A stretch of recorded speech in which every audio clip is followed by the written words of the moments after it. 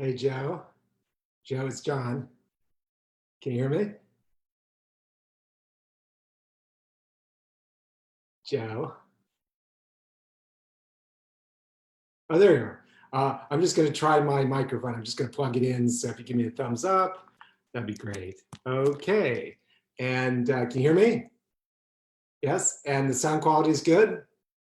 Yeah. Okay, great. So I'm going to go away and I'll be back in just a bit for the start. Yeah. Okay.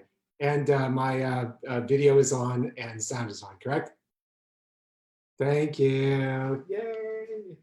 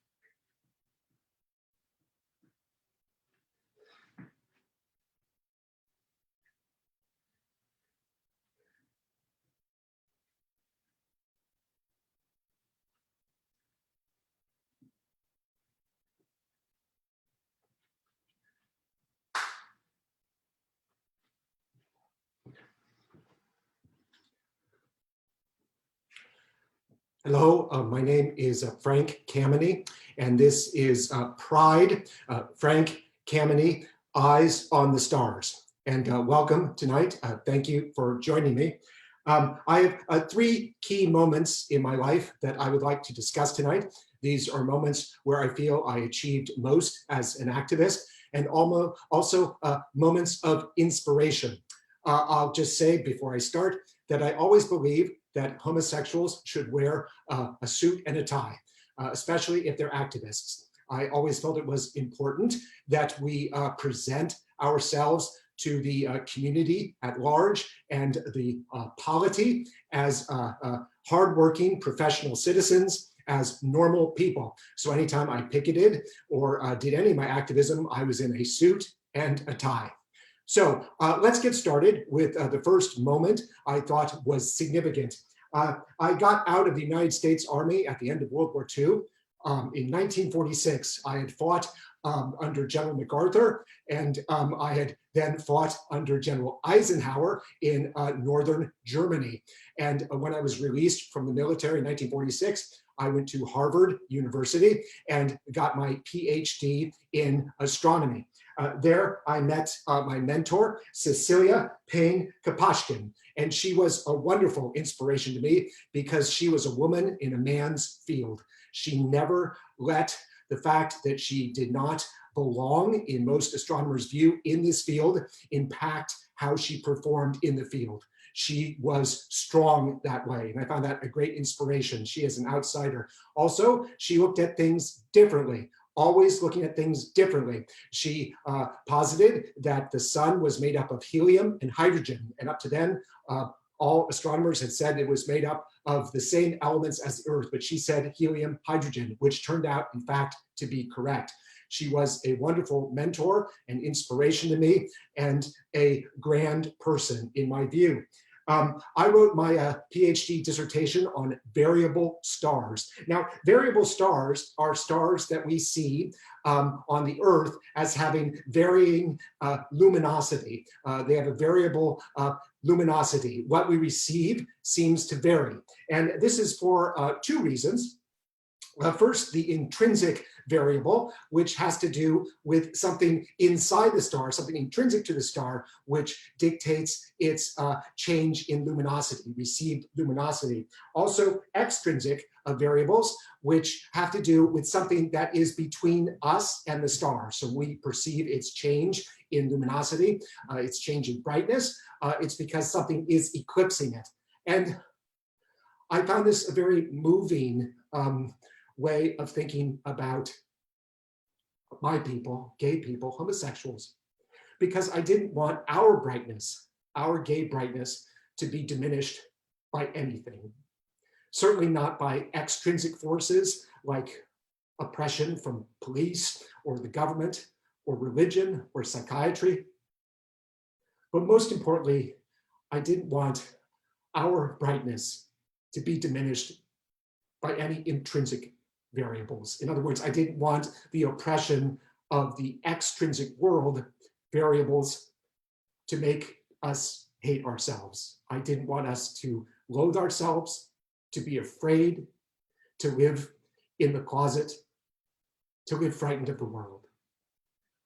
I never wanted us to lose our brightness, and I knew that there were a lot of extrinsic variables bearing down on us, oppression, and my big fear my whole career as an activist was that they would lead to intrinsic variables, the self-loathing and the fear that would diminish us ourselves. And that's what I found in the stars to inform my work as an activist.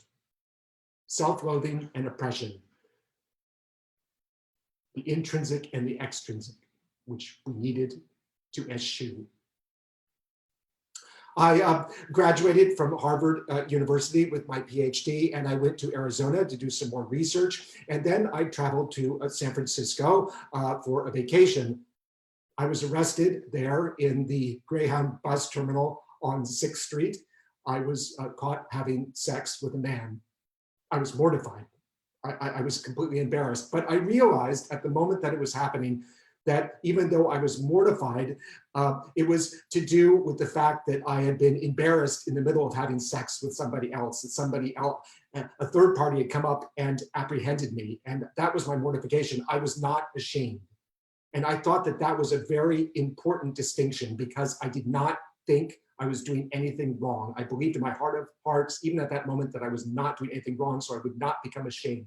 I would not let this extrinsic variable oppression lead to an intrinsic variable, an intrinsic shame. I would not let it do that. And I went to the police station. I had no shame. I got over my embarrassment. I talked to them about my booking for being caught having sex publicly as a homosexual. They said that it would be expunged from my record in 3 years, and I took solace in that.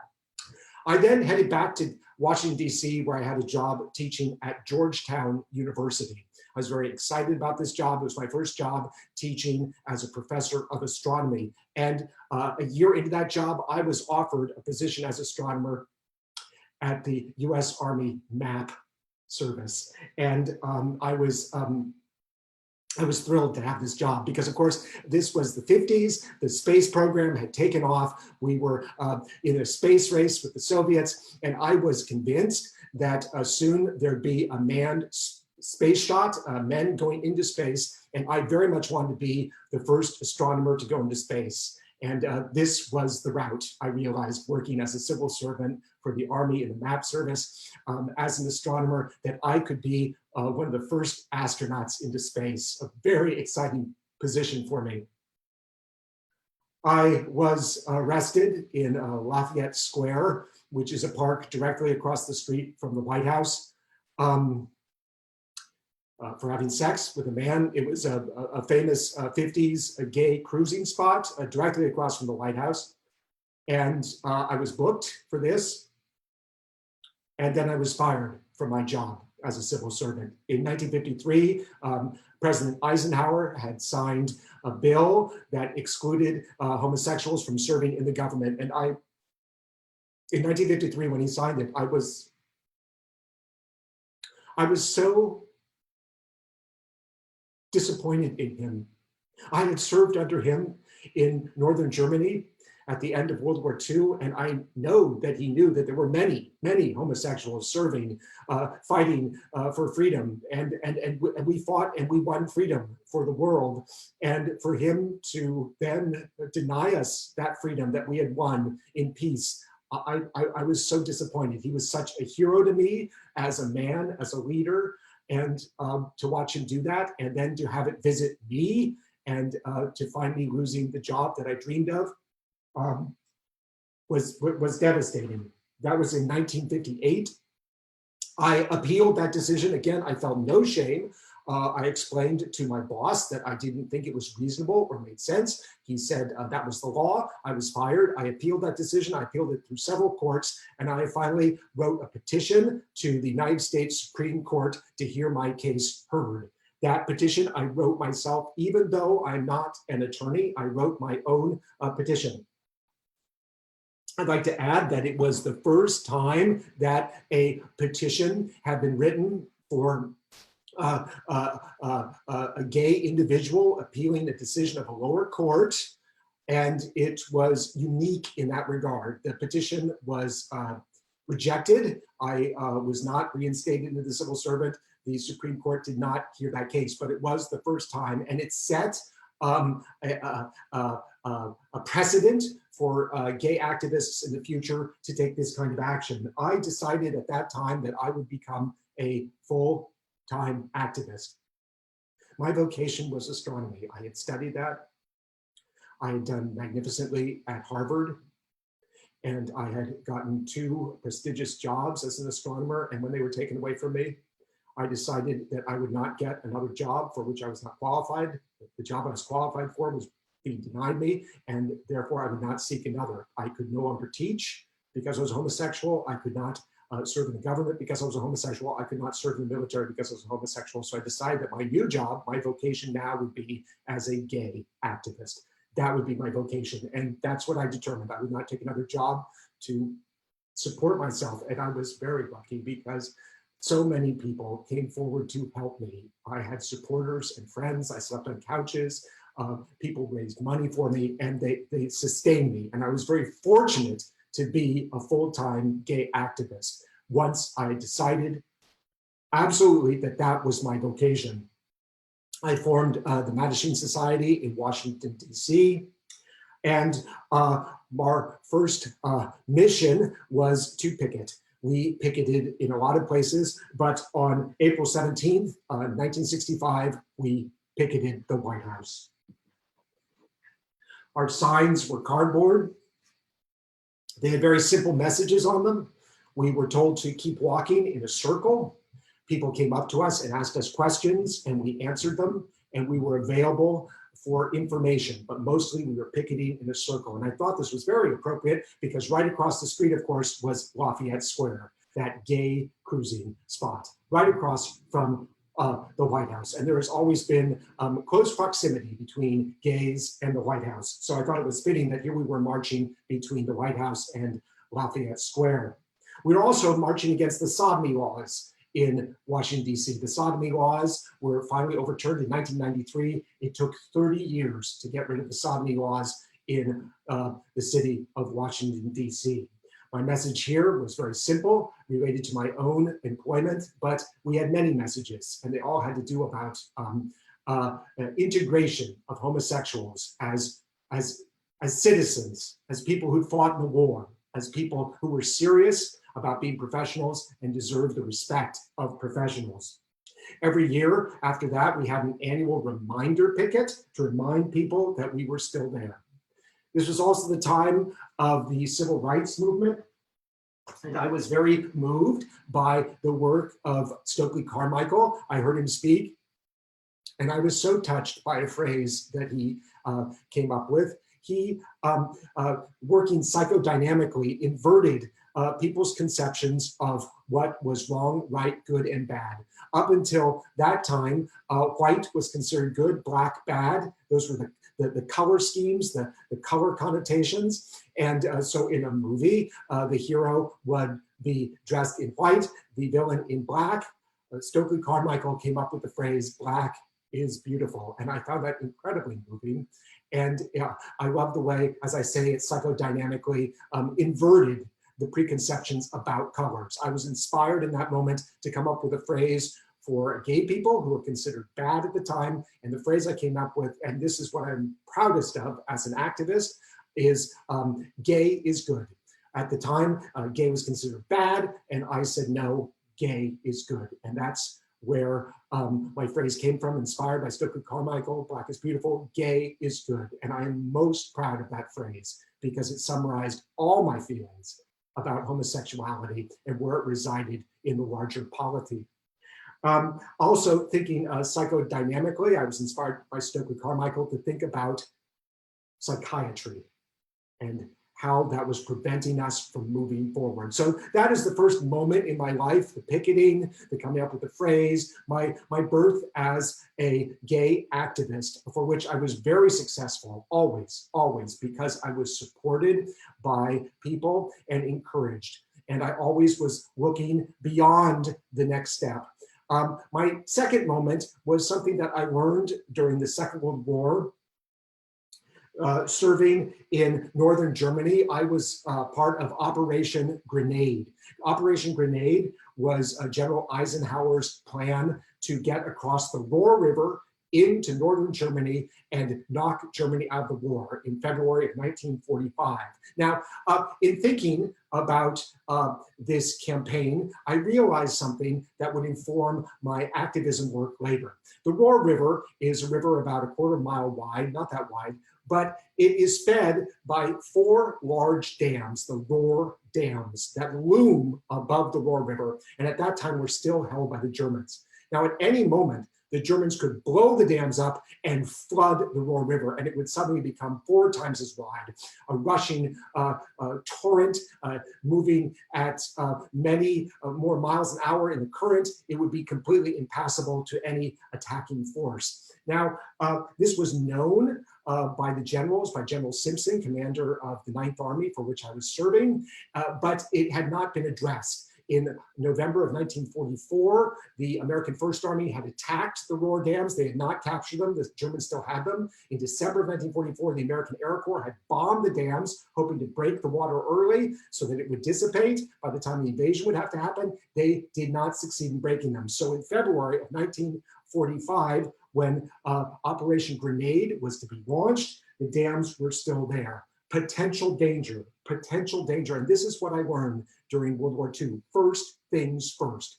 Before we can solve the problems that are confronting us, the ones that were confronting me were, of course, with the civil service, the army, and education, not allowing homosexuals to participate. We had to solve first things first, the potential problem that was informing all the other problems, and those were the Ruhr dams during the Second World War. In 1970, it was the American Psychiatric Association. So in February of 1945, General Weaver, my immediate commander, commander of the 8th Division in which I was serving, had called the division together, and he told us, we will advance into Germany. We will cross the Ruhr River, and we will attack the Germans north of the Ruhr. We will surround the Ruhr, knock the Germans' industrial heart out of the war, and we will advance into Germany and knock Germany out of the war. This was in February of 1945, and Operation Grenade was underway. Now, I was in the 8th Infantry Division. Our division would be one of the lead units to attack across the Ruhr River. And it was very cold in northern Germany. It was freezing, it was snowing, sleet, rain, wind, very cold. We were awoken very early in the morning on February 9th, 1945. We took our rifles and we started heading down to the banks of the Ruhr River. On the banks, we would have to wait for our motorboat transport. We shouldered our rifles and tried to stay warm as we waited. The motorboats came towards us, and one pulled up in front of my squad. The coxswain kept revving the engine. We loaded on to the motorboat, and soon we were trudging across the Ruhr River. The coxswain was struggling with the current, although it wasn't that strong. It was still quite strong, and we had a quarter mile to go across the river.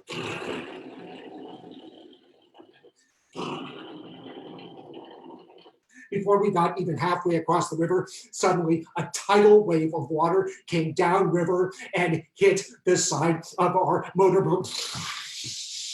Water swelled into the boat, and we were almost swamped immediately, and the coxswain could barely control the boat. We're now halfway across, and the torrent was rushing on us. We were being hit repeatedly by huge waves. We were riding much higher. We found out later that the Germans had seen us advancing towards the riverbank. They saw us loading up, and they blew the dams, the Ruhr River dams, in anticipation of our assault. And millions of tons, millions of cubic feet of water came bursting out of the dams, flowed down the Ruhr River, and slammed into our assault boats. Suddenly, the river became 2 miles wide with a 10-mile-an-hour current at the center that the coxswain and the motorboat could not compete with. We were more than halfway across. The coxswain was trying to turn the boat back around to get back to the American side, but he was struggling against the current. The boat was filling up with water. We shouldered our rifles and started to bail. At that moment, the Germans unleashed a massive artillery barrage on the boats in the water. We were bailing. The boat was beginning to spin in the water, out of control. Explosions all around us. We were swamping. Our lieutenant was a college boy like all of us. He did not know what to do. He was silent. He was comatose with fear. Fortunately, we had a squad sergeant who was a career soldier, and he said to the coxswain, "Take us to the German side. Take us to the German side." The coxswain was afraid. He said, "Take us." And the two of them battled with the rudder as we headed towards the German side of the Ruhr River. More explosions. And then the motorboat ran aground on the German side of the river. And there was small arms fire at us. The sergeant told us to get out and run for the brush. The sergeant set up a perimeter in the brush to surround the boat to secure our position on the beachhead, and then he instructed us to return fire. He came around to each of us, told us to preserve ammunition, only fire at gunshots. We husbanded our ammunition. We stopped shaking and we held on. The sergeant came around and said, hang on till dark. Just hang on till dark. As dark set in, he relieved some of us so that we could go back and sleep by the boat and eat and catch our breath and overcome our fear. The sergeant kept us going into the nighttime. Finally, in the middle of the night, he came around to all of us. He reinforced the perimeter. We were all on the perimeter now. And he said we will hold on until just before sunup. Then we will get back on the motorboat and we will not try to cross the river. We can't do that now. It's 2 miles wide. The current is too strong, but we can let the river float us downstream away from the Germans. And eventually we will be behind British lines. We're behind our British allies' lines and we could go ashore there. Okay, just hang on and I'll give you the signal. He went back to the boat. He came back to us. He said, okay, load up. And in the dark, we made our way to the boat. We loaded up in the boat and he and the coxswain steered the boat out into the Roar River once again.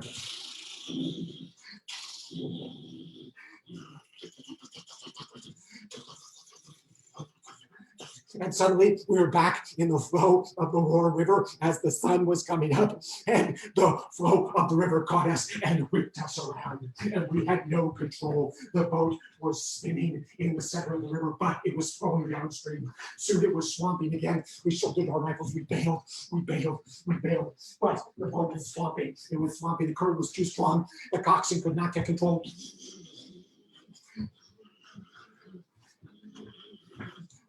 Finally, the sergeant said to us, we're going to go ashore on the German side again. We can't get across and we will swamp if we keep trying to flow downriver.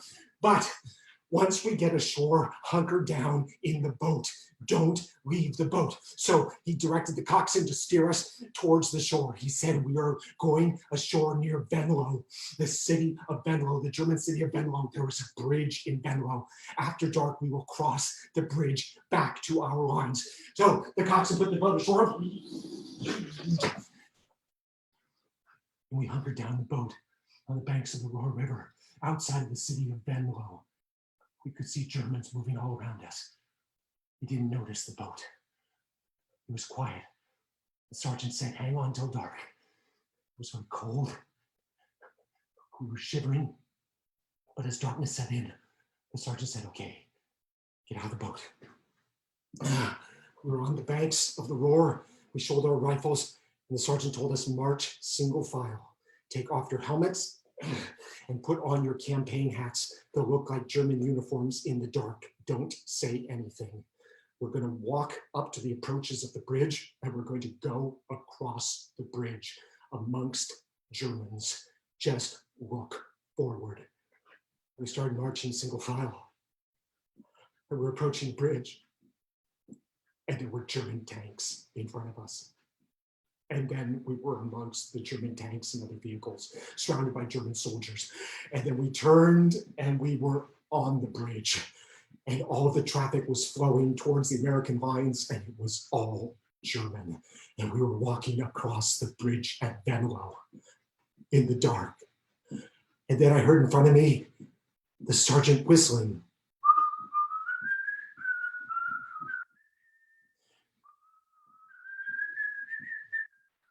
Was whistling Lily Marlene, which was the only German song that we all knew. And we all took up the whistling.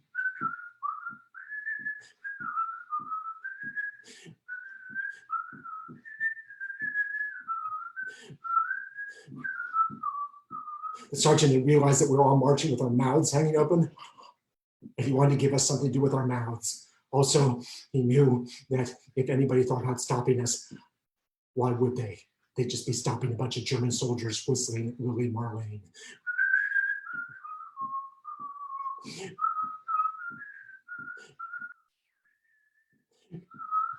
And then suddenly the line stopped.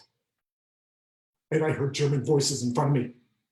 I clamped my mouth shut, and I heard the lieutenant's voice. It was the lieutenant. Suddenly he'd snapped out of his fear, out of his comatose state, and he was speaking German to a real German in front of us. He had had German in college, and he was talking to him. And it must have worked, because we started walking again.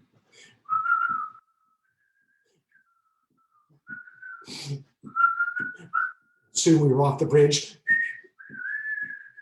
marching on the road towards the woods.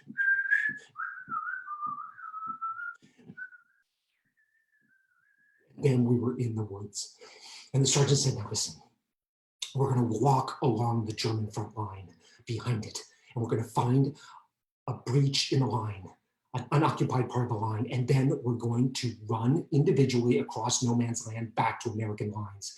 Don't do anything except what I tell you. All right, Lieutenant, lead the way. Keep it up with the German, Lieutenant. You're doing a great job. We stopped. Somebody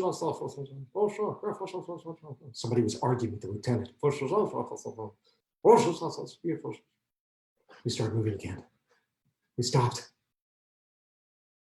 We started moving again. We stopped. We started moving again. And then the sergeant stopped us. He said, okay, and we're going to go across individually. Smith, we'll start with you. Kameny, you'll be next. Once you get across, once you get over the American lines, the Americans are going to want to shoot you because they're going to think you're German infiltrators. Throw your hands up and start talking about the New York Yankees. Anything you know about the New York Yankees. Give them some players. Give them who plays first base. And I said, I actually don't know anything about the New York Yankees. Kameny, you must know something or you're not American. Your life depends on this. Tell them anything about the New York Yankees, okay? Only then will they be convinced you're not German. Okay, Smith, go. And Smith ran across. And I'd be next. Kameny, go! And I ran across no man's land, away from the Germans. Running through the snow, running back to the American lines. Running faster.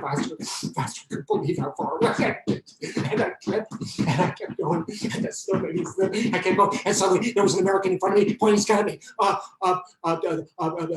Mickey Mantle, Babe Ruth, the guy that Gary Cooper played in The Pride of the Yankees. I don't know much about baseball. I know about movies. I know about Judy Garland and Katharine Hepburn and Rita Hayworth. She's not one of my favorites. Yeah, she was in Gilda. She was in that movie Gilda. She sang that song, "Put the blame on Maine boys." Thank you, sir. Thank you. And I was back behind American lines. We'd done it. The sergeant, the lieutenant, all of us had done it. We'd gotten back safely to American lines. And it was 2 more weeks before the river returned to its usual width and the current stopped. The blowing up of the Rohr dams had delayed our action for 2 weeks. And General Weaver, our general, had his 4th heart attack. He had so much anxiety about what the Germans had done, and he was replaced as our divisional commander. And I realized that just as the Rohr dams, with all of their tons, their millions of cubic feet of water had prevented our crossing, slowed it down, psychiatry would perform the same role in my activism. Above us loomed psychiatry, this reservoir of hate, and we would have to address that first, or like the Rohr River, it would burst and wash us away. We must address psychiatry. I failed in my appeal to get my jobs back. And I knew now that I had to go back to first things first. I had to conquer psychiatry because psychiatry had determined that we were sick. And until we could convince psychiatry that we weren't, we would not be able to convince the rest of America. Which brings me to my 3rd moment. which had to do with my activism with respect to the American Psychiatric Association. You see, there were three forces against us in the American polity. Religion, which thought that we were immoral as homosexuals, the law, which said that we were illegal, and psychiatry, that said that we were sick.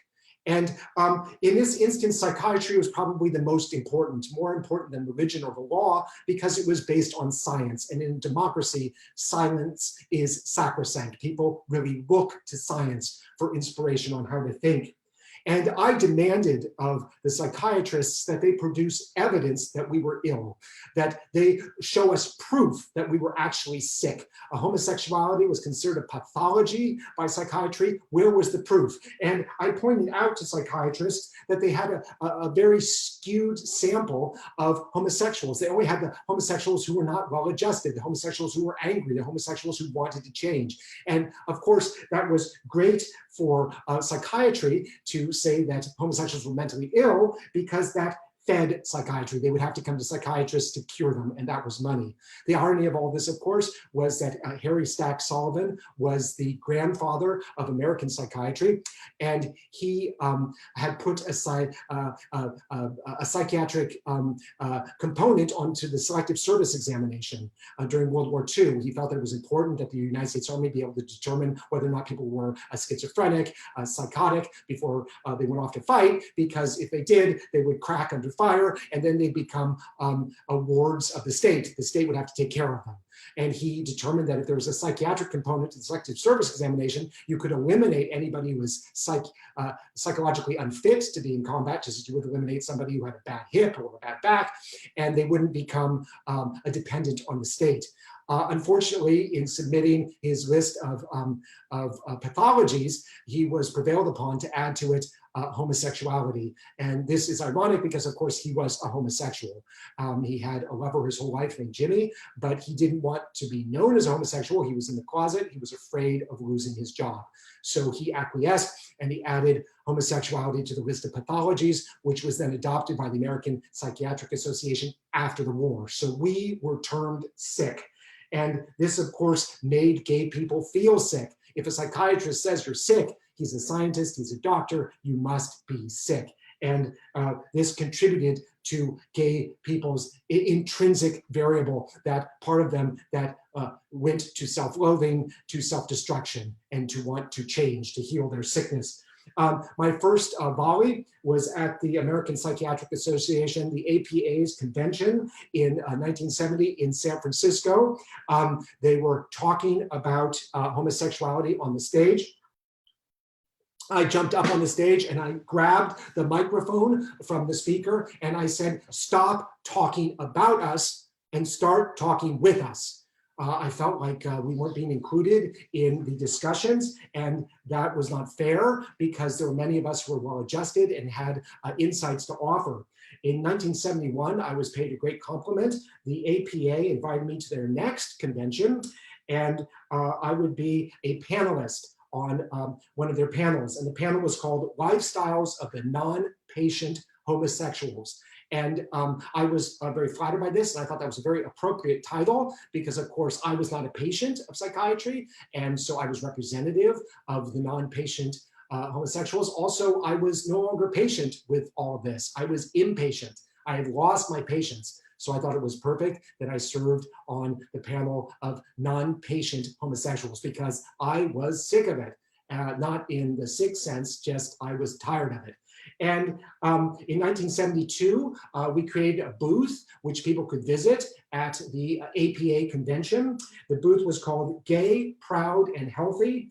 The homosexual community speaks. And we had pictures of happy gay couples. We had big red hearts. And we were there to show that gay people could be normal. They could be professional. They could be well-adjusted. They could be members of a society as fit psychologically as individuals. And it was a very popular booth. Many people talked to us. And Barbara Giddings, who started the Daughters of Bilitis, and I were asked to speak on a panel that year also. And we were panelists on the panel, Psychiatry, Friend or Foe of Homosexuality.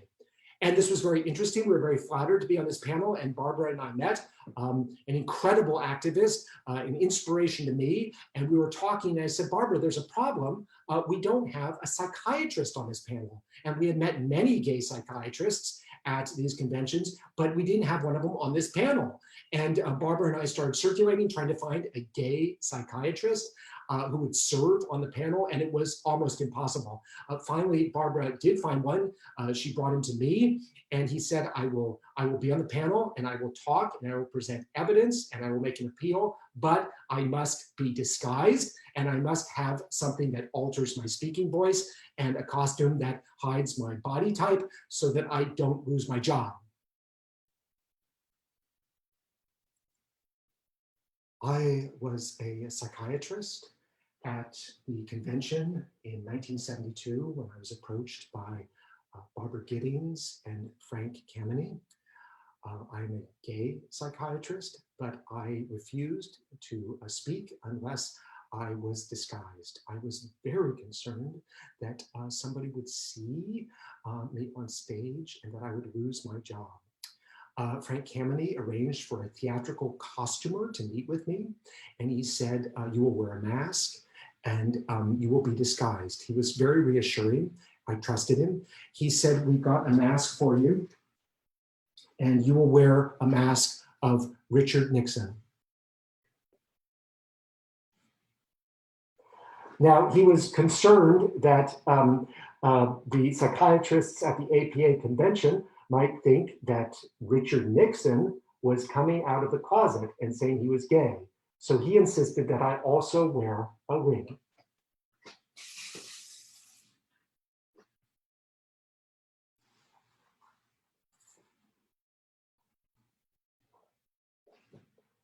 Now he felt that nobody would imagine that Richard Nixon was coming out of the closet at the APA convention in 1972. Unfortunately, I couldn't see, so I insisted on wearing my glasses. But I felt that that would only add to the disguise and that people would be even less likely now to think that I was Richard Nixon. I went up on the rostrum and I'd been given a microphone that would alter my voice. Hello, my name is Dr. Anonymous, and I am here to speak on behalf of the gay psychiatrists who are members of the American Psychiatric Association at this convention. There are many of us here. Many of us have lost jobs because it's been found out that we were gay. And I have lost 2 jobs for this reason. The last job I lost, my boss said to me that he felt it was all right for there to be a camp psychiatrist at the clinic, a psychiatrist who acted campy, or for there to be a gay psychiatrist at the clinic, but I was both. He could not have a gay camp psychiatrist working at the clinic.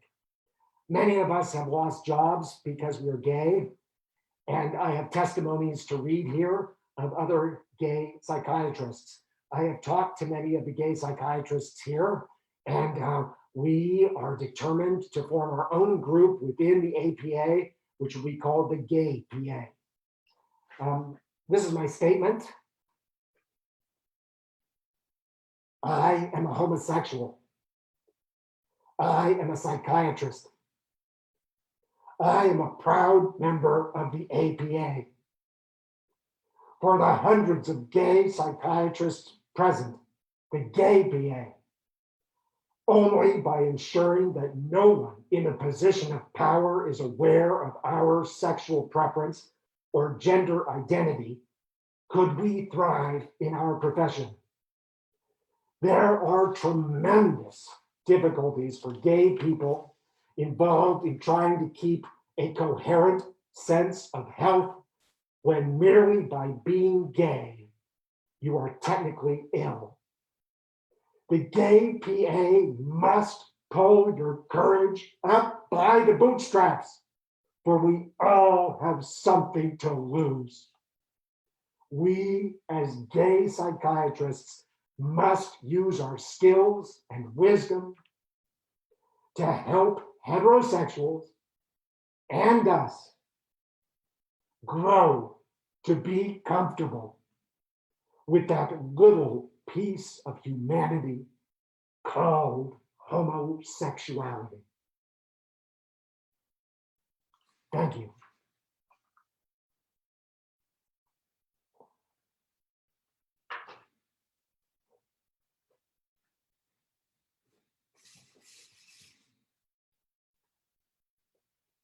Well, I, of course, did not think this was a good idea. I had said as much to Barbara Giddings. I thought it was a very bad idea. I thought it was clownish. I thought it would make us look foolish. And I was very much against it. You can even see the picture of me at the panel. I'm sitting there at the table with Barbara on one side. On the other side is Dr. Anonymous, looking like Richard Nixon in a wig. And my expression is this. My eyebrows are up. I was appalled. But it was incredibly moving to look out at the audience as he spoke. All these psychiatrists, these incredibly learned men, and all I could see on their faces was tremendous sympathy. They saw what this pathology was doing to one of their own. It was making him appear in front of them completely disguised with a phony voice. And they were incredibly moved by this disguise, that he would have to appeal to them, buried in a disguise, and nobody else would even talk, even in a disguise. He was the only one, and he had to be so disguised, was incredibly effective. I could not have even imagined this. And this was a moment where all the pieces came together. And by following the instructions of the one person who was able to do it, something much more effective than we could ever have hoped for took place. The gay psychiatrists did form a group, the Gay PA. They became much more vocal. They began insisting that homosexuality be removed from the list of pathologies. And at the next APA convention in 1973, the Board of Trustees met. I am the president of the Board of Trustees of the American Psychiatric Association. In 1973, we had our meeting at the APA convention. I had produced a pamphlet which was distributed. I asked everybody at the trustees meeting to look at the pamphlet, and I said, I think this pamphlet proves conclusively that homosexuality is not a pathology, and I think it's incumbent upon us to remove it immediately from our list of pathologies. And if I am seconded, we will do so. And I was convinced that this is what had to happen. We were just about to do it. We did not take a vote. I felt like my evidence had argued the case adequately when suddenly there was an outcry from some of the trustees and a debate began. And it was an angry debate. People were very upset about this. They did not think it should be removed as a pathology. I said it will be removed because the evidence does not support that it is a sickness. We have to stop treating homosexuals as sick people. They are psychiatrists. They are potential government workers, teachers, people in the military. We have to stop preventing them from securing positions as healthy Americans. Well, many of the trustees did not agree with me. They demanded a vote. I said, well, then we'll have a vote. They said, no, none of the trustees. We want a vote of all of the members of the American Psychiatric Association. I agreed to this. And I was heartened to see that 58% of all of the psychiatrists at the convention agreed that homosexuality should be removed from the list of pathologies. And it was.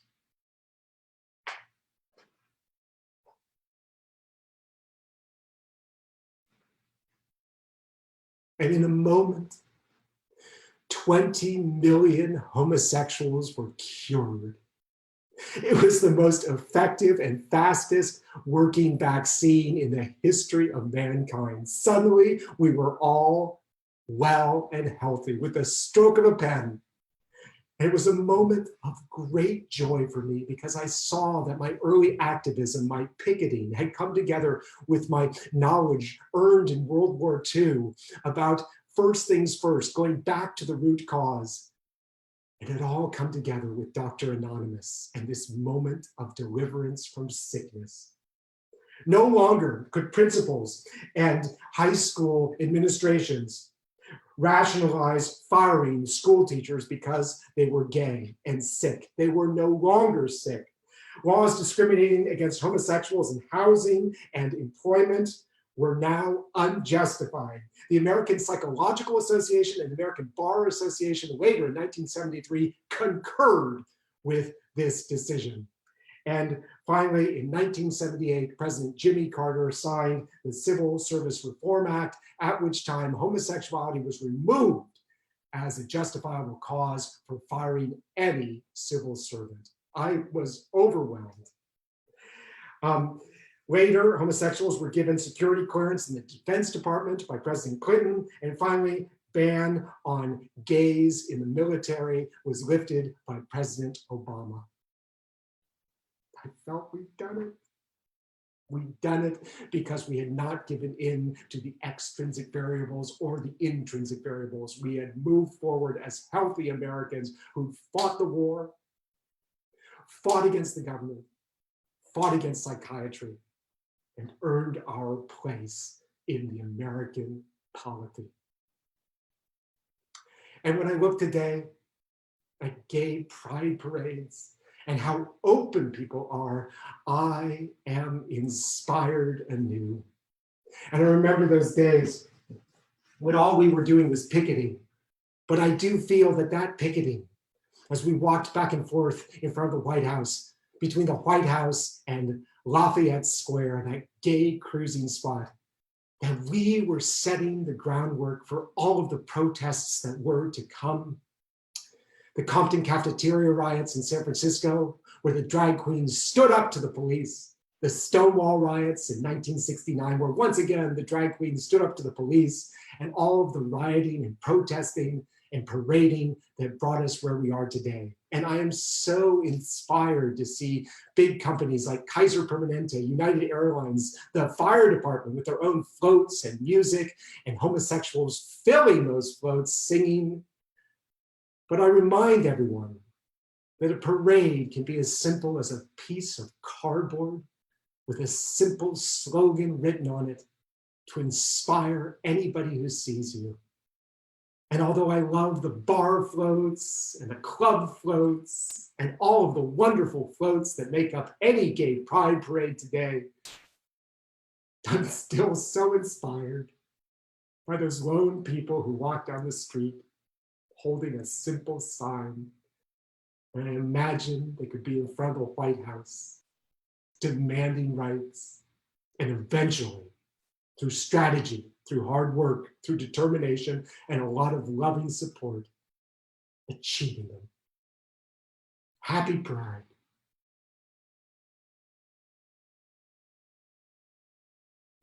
Thank you very much. My name is John Fisher, and this has been Pride, Frank Kameny, Eyes on the Stars. Thank you so much for joining us. And as you know, Theater Rhinoceros has been presenting live productions throughout COVID-19. This is the 15th of this Central Services projects. And we've been doing full productions, readings. We have some more coming up. We have a after Pride party speed dating event with the wonderful Peaches Christ on Monday night. I hope you can join us for that. And if you'd like to make a donation to our theater in these incredibly complicated times, you can do so on our website, therhino.org. That's THERHINO.org. But more than anything, thank you so much for joining me for Pride, Frank Kameny, Eyes on the Stars. Good night.